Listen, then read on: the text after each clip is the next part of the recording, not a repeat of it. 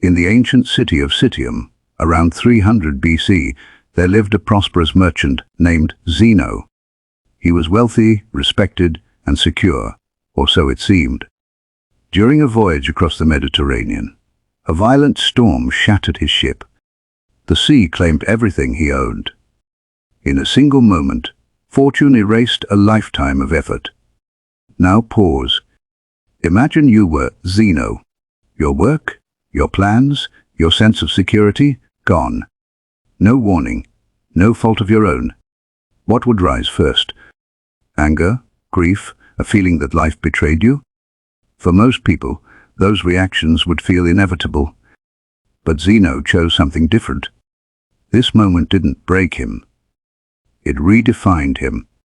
One event, completely outside his control, became the seed of a philosophy that would survive for centuries. Stoicism was not born from comfort. It was born from loss. At the heart of Stoicism lies a radical truth. You cannot govern what happens to you, but you always govern how you respond. Zeno understood this deeply. Instead of collapsing into bitterness, he trained himself to remain composed, neutral, steady, unshaken. Not because he felt nothing, but because he refused to surrender his inner order to chaos. Today, people often misunderstand Stoicism. They imagine Stoics as emotionless, unbreakable figures, immune to pain or joy. That was never the point. Stoicism was never about suppressing emotion. It was about understanding reality clearly. It was a way to live. A framework for facing uncertainty without losing yourself. And that framework still applies, just as powerfully now as it did thousands of years ago. Stoicism teaches us how to process hardship without being consumed by it. How to convert pain into perspective. Because perspective shapes everything. The Stoics didn't hide their philosophy behind palace walls or elite institutions. They taught in public spaces. They believed wisdom belonged to everyone. Slave and emperor stood on equal ground. Epictetus, once owned as property. Seneca, an advisor to power. Marcus Aurelius, the most powerful man in the world. Different lives, same principles. The Stoics rejected division. They believed humanity was one body. They even coined the word cosmopolitan, citizen of the world. Long before it was popular, women were welcomed into Stoic thought. Equality wasn't a slogan, it was a practice. So why does Stoicism still attract people today? Because life is unpredictable, and emotion alone is a poor compass in chaos. We don't suffer simply because bad things happen. We suffer because they happen unexpectedly. Rain nourishes the earth, but when it falls without warning, it ruins your day. Why don't we rage at the rain itself? Because we've learned to expect it. Stoicism teaches the same expectation toward life. Anything that can happen will happen. One Stoic exercise is called voluntary discomfort. Sleeping on hard floors, cold showers, simple food. Not punishment, but preparation.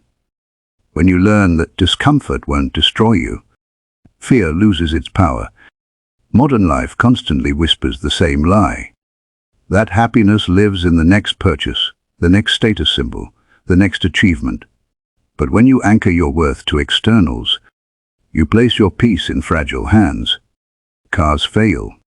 Markets collapse. Relationships end. Even abundance carries weight. The cost of space, attention, and worry. As Seneca wrote, learning to need less creates room for what matters most. Stoicism asks you to place your happiness on what cannot be taken. Your character, your effort, your integrity. This is the dichotomy of control. The foundation of Stoic thought.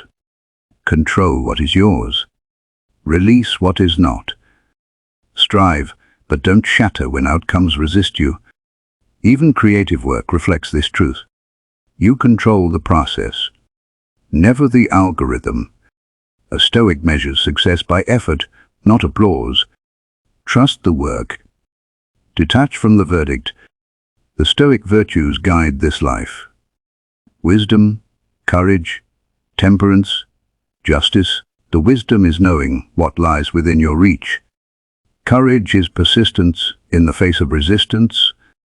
Temperance is mastery through restraint. Justice is remembering we exist for one another. Nelson Mandela embodied this. After decades of imprisonment, he emerged not with vengeance, but clarity. Influenced by Stoic thought, he chose reconciliation over revenge, because the past was no longer within his control.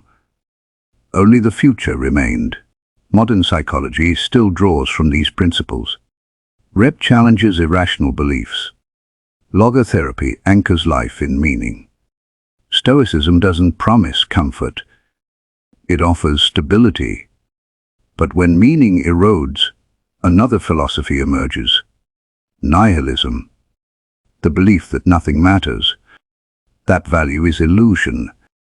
That existence is empty. Many encounter nihilism during transition, when old beliefs dissolve and new ones haven't formed yet. It often begins with one question: why? Ask it long enough, and certainty dissolves. Nihilism isn't pessimism. It isn't cynicism. It's the rejection of meaning itself. Nietzsche warned of its danger, not because it was false, but because it was incomplete. When nothing matters, anything becomes permissible. And civilizations collapse not from invasion, but from inner decay. Yet even here, Stoicism offers balance. Not blind belief, not empty denial, but chosen values. If life offers no script, then responsibility becomes freedom. Meaning is not discovered. It is created. Consciousness itself is the mystery. We see only fragments. We filter reality through limited senses, yet we forget what lies behind the eyes. The same force that formed stars forms you. You are not separate from the universe. You are an expression of it. The question is not whether life has meaning. The question is whether you will live as if it does. Are you a victim of the world, or a participant within it? Stoicism doesn't give you answers, it gives you stance, calm amid uncertainty, dignity amid chaos, purpose without illusion. And when the storm comes, as it always does, you remain standing, because peace was never outside you. It was always under your control.